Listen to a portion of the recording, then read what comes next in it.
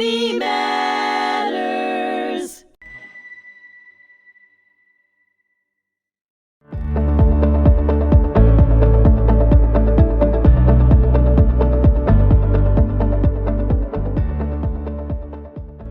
Hello, and thank you for joining us here on hmTv at the Holocaust Memorial and Tolerance Center. I'm Bernie Furshpan, host of Raised by Survivors, and today I have a very special guest, somebody I grew up with when I was a young boy in Brooklyn. Brooklyn. It all began in Brooklyn. It all began in Brooklyn. A lot of Holocaust survivors ended up in Brooklyn and Queens. Caryn Bachar, thank you so much. Oh, my pleasure. I knew you with a different last name. Yes. But now you are Caryn Bachar. Yes. That's what happens when you marry a man. You get the name. Exactly. So, and let me tell you something. I have such fond memories of our childhood. You had an older brother. Yes. I have a twin brother. Yes. And we all got along famously. And we stayed friends when we moved away from Brooklyn. Yes. What do you remember?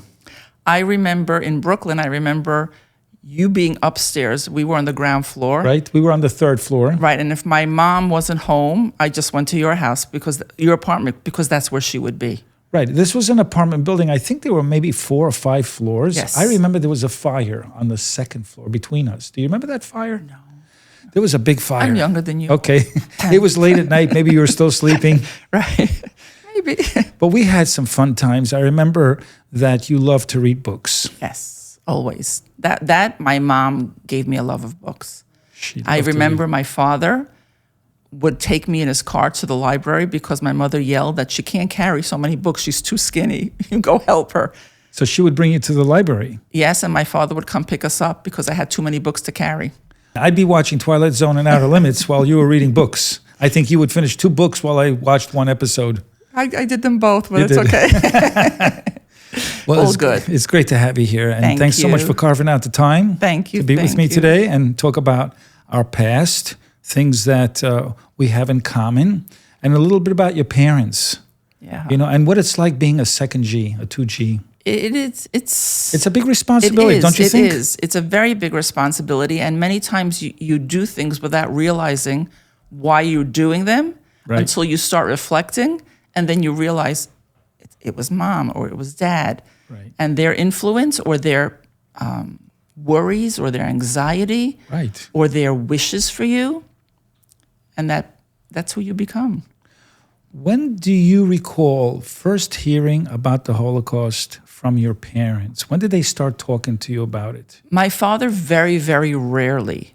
His experience was very, very different from my mom's. He grew up, when he was born, it was part of Russia. Then it became part of Poland. So he was in the Russian army, and he was also considerably older than she was. Do you know how old he was? Yes, he was born in 1918. She was born in 1927. Okay.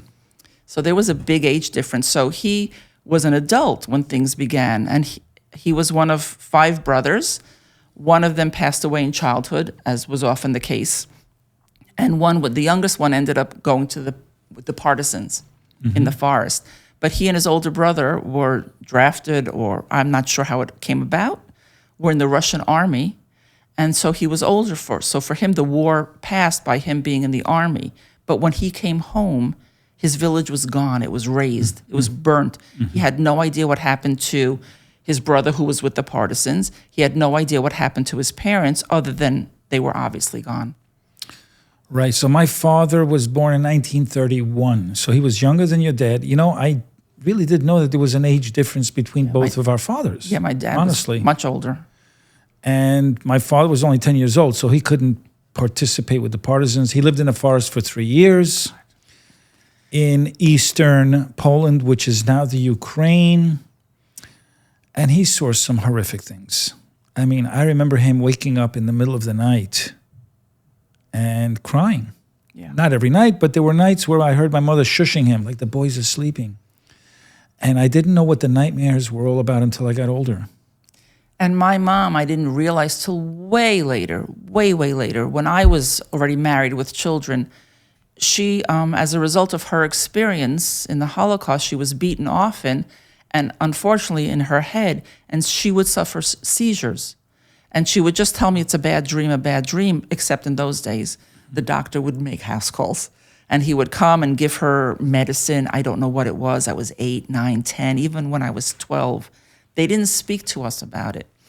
And when she was older and I asked her, she said, I can't talk about what happened to me. Everything is locked behind a gate.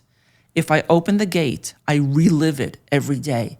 And I cannot relive that time of my life every day. Growing up with my parents, I saw evidence of anxiety. There was some overprotection to some degree, but there was also the trust that my brother and I would be okay. They let us go sometimes, and sometimes they were a little bit overprotective. It was really confusing, quite honestly.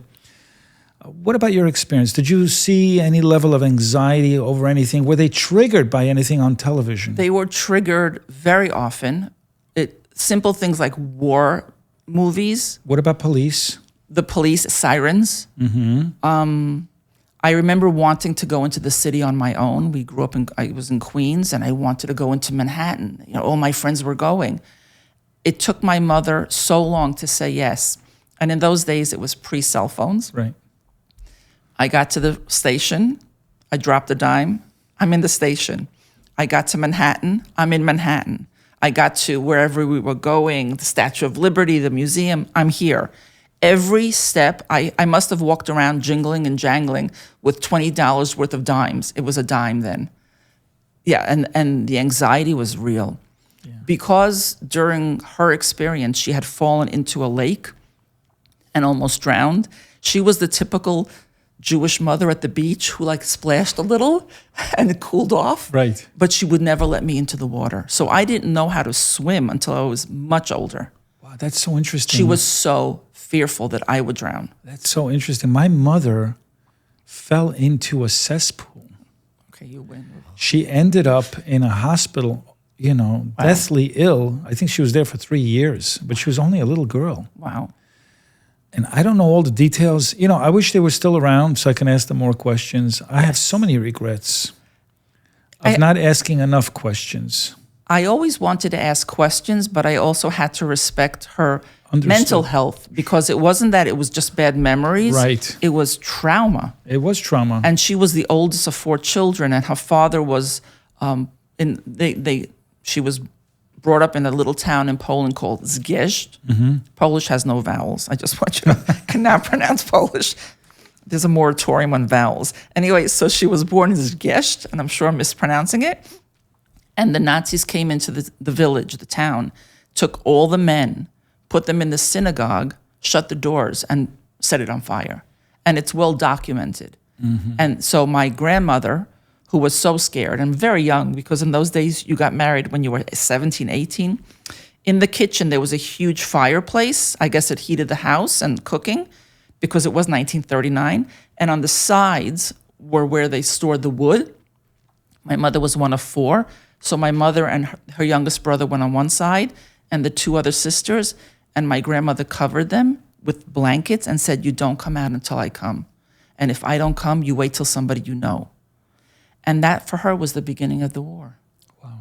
Yeah, so that, it's being awoken by, like you said, by gunshots and screams and sirens and bullhorns, and then hearing the screams of her father and neighbors dying, being burned to death. It's a horrific thing. It's amazing how people can descend to this level of brutality, unthinkable brutality, and sadism. It's incomprehensible to me, incomprehensible. You wouldn't treat an animal that way, never mind another human being. It's incomprehensible. So true.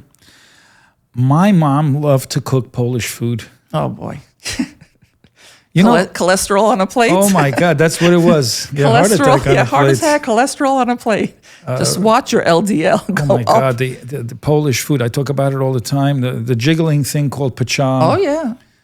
I was the only one that liked it. Nobody else liked it. I couldn't take it. It's like a witch's brew. It's made out of calf hoofs with garlic and eggs and meat. And it just wiggles and jiggles. It has a life of its own. It does. It does. Nobody eat it on Halloween. Chopped liver, stuffed cabbage, kishka. Kishka. I actually like kishka. Kishka I love. Chunt. Delicious. Love that. It's like cement. Yes. But it was different food from American food. We were raised on this food. Yes. My friends all ate American food. I remember when I went to school, And I went to a friend's house and I slept over. I mean, it took my mother, I was maybe 11, till she let me out of the house to sleep somewhere else. And the person lived around the block. It's like, there was no driving. In fact, I could probably hop the fence. And in the morning, they ate cereal with milk. Right. And I went home and my mother goes, "Feh." She goes, "It's like eating wet bread. Who wets their bread with milk?" She goes, "Feh." That's She goes, so "A funny. sick person eats cereal. Yeah. You eat a good egg in the morning. You eat a piece of cheese in the morning." And Yeah, but that was the way they showed love. Yes. They Oh. showed love in many ways. Overprotection. Food, especially food safety, discipline, caution, and constant concern. They were always doting over Absolutely. us. Yeah. Absolutely.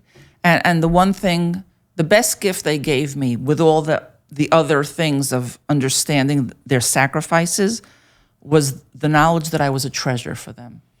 There was Yes. nothing more important than my brother and me. Oh my goodness, this is so true. I think most Holocaust survivors really treated their children like treasure. They called them oitzero, Yep. Yes. which means treasure in Yiddish.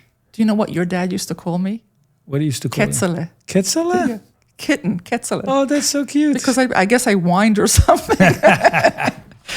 You were a very cute girl. I remember that much. Ketzele. He used Yeah. to say, "Come here, Ketzele. Yeah, Come yeah. here, Ketzele." We grew up. We had bar and bat mitzvahs Oh, together. yes. We probably took some trips together, I'm sure. Yes. Yes. Took some family trips. It was great times. Passover, holidays. But Holocaust survivors kind of clung together, didn't they? I think They it's shared a common experience. I think it's very common amongst even refugee communities. Like looks for like, people that understand you without you having to explain. So true. People who've gone through what you've gone through, so you don't have to start, as my mother would say, reliving. You just say a word and they get it.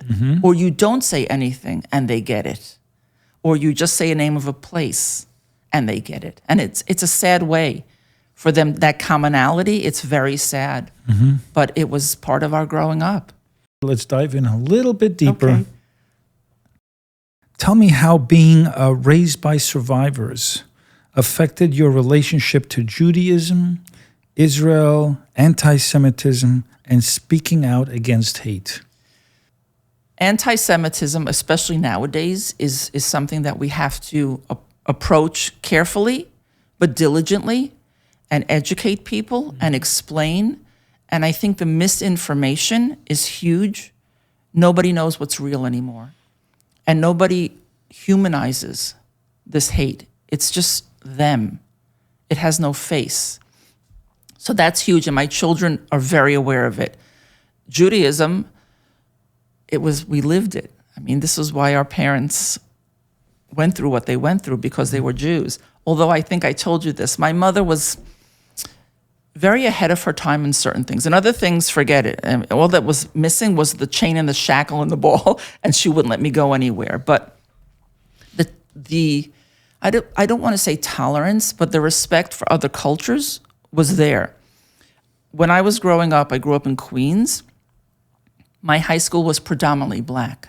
Many people were pulling their children out of high school and putting them in private schools, yeshivas, Catholic school, whatever it was.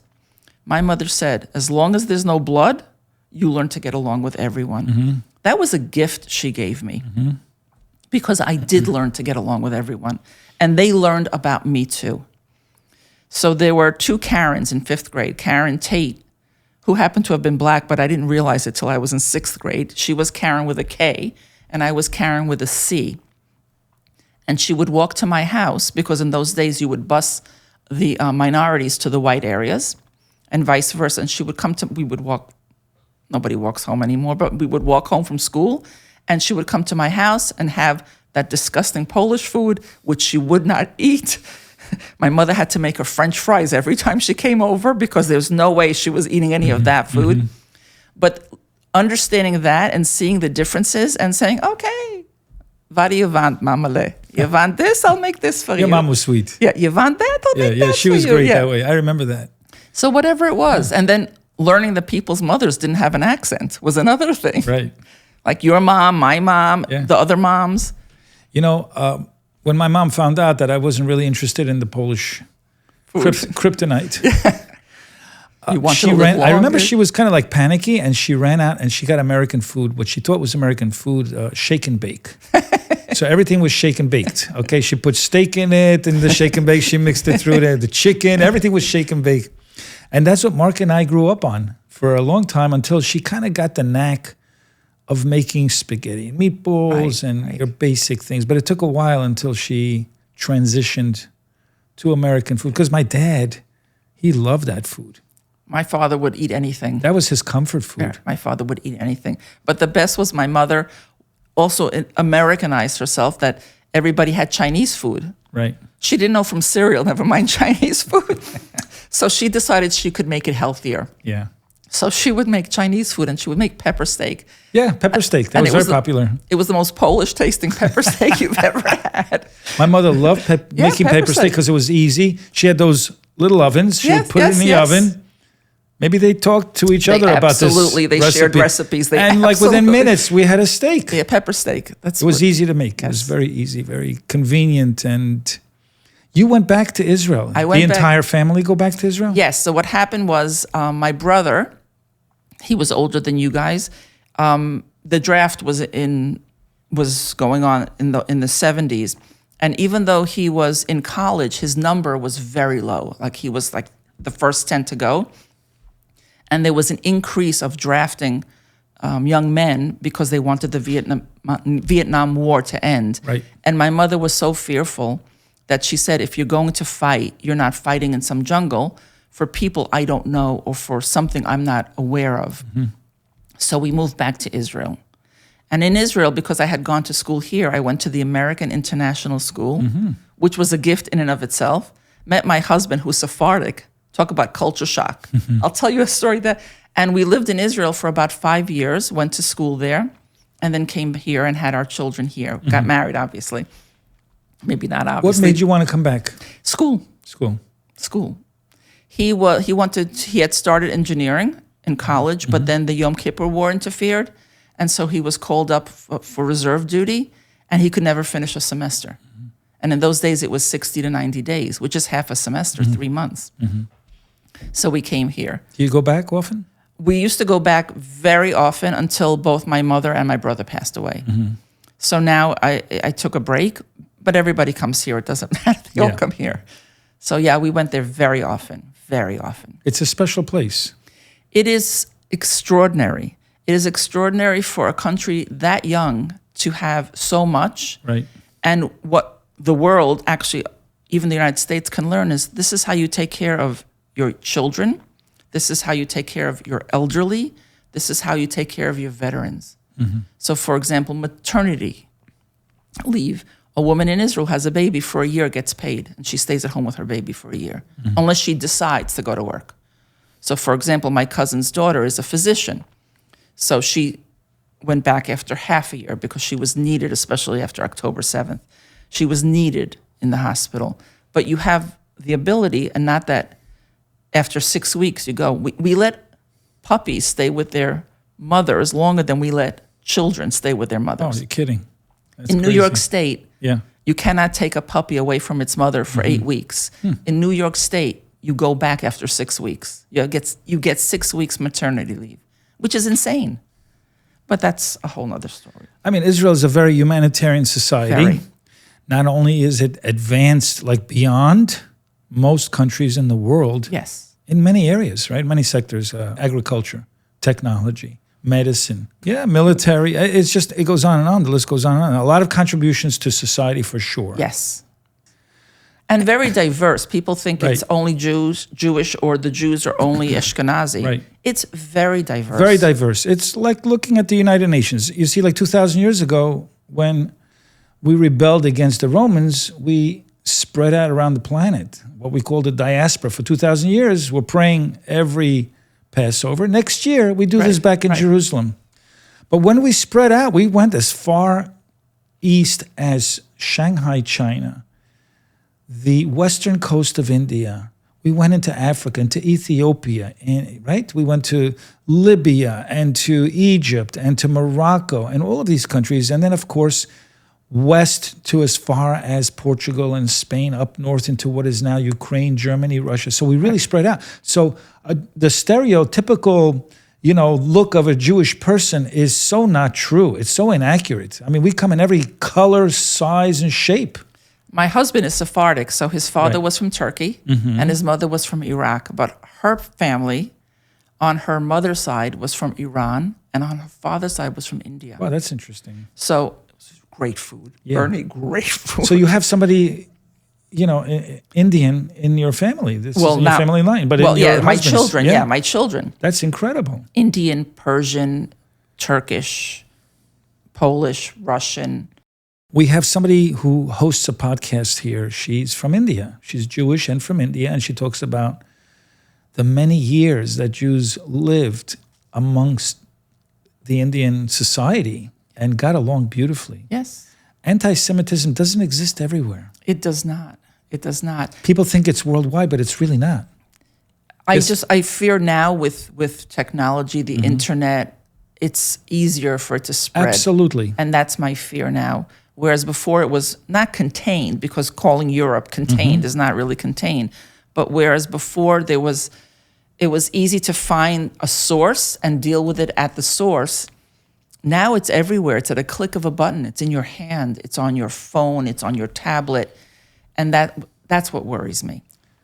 It worries all of us. Yes. That's why we're doing what we're doing to mitigate a lot of this and educating young people to be better critical thinkers, to be better gatekeepers into what goes into their head, what they're looking at.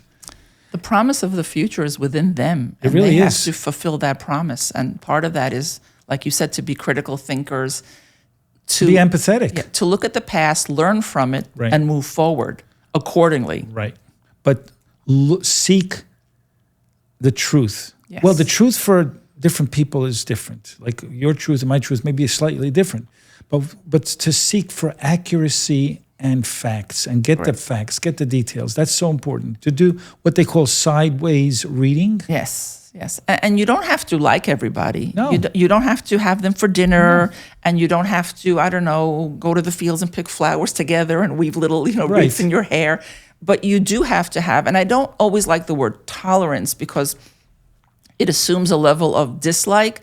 What you do have to have is a common respect and a common ability to inquire and to ask the difficult questions without being hurtful. And I think when that kind of communication is available, then that truth is evident for everyone. Pieces of your truth become pieces of my truth. Very good.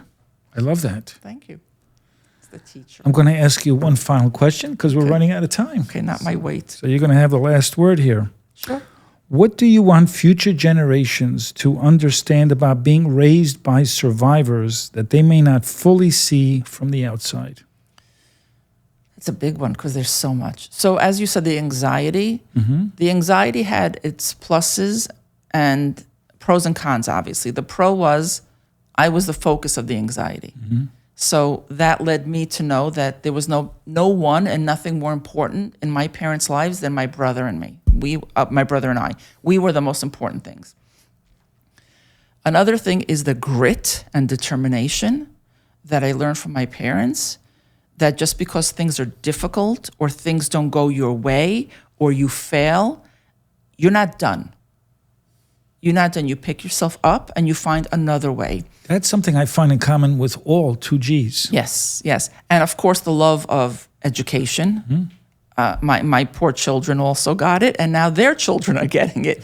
But I think it's a huge plus. There was never a question of us educating ourselves. As you said, I like to read. My mother, I'll never forget, when they made like a little extra money, I didn't get an extra toy. I got another, every year, the yearbook from the Encyclopedia Britannica, Yes. they updated. That's why, and it wasn't World Book. It was Encyclopedia Britannica because that was fatter and there was more there for me to read. Yep. And that's what they gave us. The understanding of differences doesn't mean bad. Different is just different. Right. I'm trying to. There's so much I learned. But From I them. also learned about the fact that we really are all the same. I learned that from my parents. Yes. We're a variety of the same person, really, Exactly. of one human being, just a variety. All the human potential exists in the world today. I'm going to use my mother's favorite, analogy, which is food. You have chicken, I have chicken. We have chicken all different ways, but it's still the same chicken that you pick This up is at the so true. supermarket. So true. And how you prepare it is different, but you're all eating chicken. My mother used to say to me, if I had undergone some kind of a circumstance, situation that was adverse, she would say, it's not the end of the world. Oh, that's right. It's not, it could be worse. It's not the end of the world. Because why do they say that? Because they saw the end of the world. They did. They know what the end of the world looks like. They lived the end of the world. They did for their world. It's so true. And the fact that even my parents with you and your parents with me, with us, with my brother and me, and my parents with you, there was nothing more important than us, the kinder, the children. That's right. And to So know true. that you have that soft place to land, that no matter where you are in the world, whatever happens to you, there is somebody, as my mother would say, if you end up going to jail, I'll kill you myself, but I'll visit you every Saturday with food. No, but So they were like that. Absolutely. They supported everything we did. They really did. There was accountability, but the support was huge. Yeah. And that the constant grit, learn how to do this, learn how to do that. It was wonderful. Yes. Thank you, Caryn Bachar, for, welcome. first of all, talking about our shared experiences, our shared childhood. It was wonderful. It was. It was nice to revisit it with you. Thank I you. appreciate your Thank time. you. And your insights, brilliant insights. I always found you to be exceptionally brilliant. Oh, thank you. My mother made him say that. No, she didn't. It's a fact. Ditto, And you guys. thank you. We all did okay. We did we did okay. okay. And we We all raised did. great kids. And that's what's important. It and we is did the same thing that they did for us. Yes. We do for them. A little less anxiety. Maybe a little less anxiety. Okay. Yes. Oh, that's A good. little less. Not much, Maybe a little less. bit more spoiling. Yes, Maybe a yes. touch more spoiling. Definitely. Thank you Definitely. again. Oh, I you're really welcome. appreciate it. And I want to My thank pleasure. my listening audience here on hmTV, here on Raised by Survivors. I'm your host, Bernie Furshpan, here at the Holocaust Memorial and Tolerance Center of Nassau County. Until next time.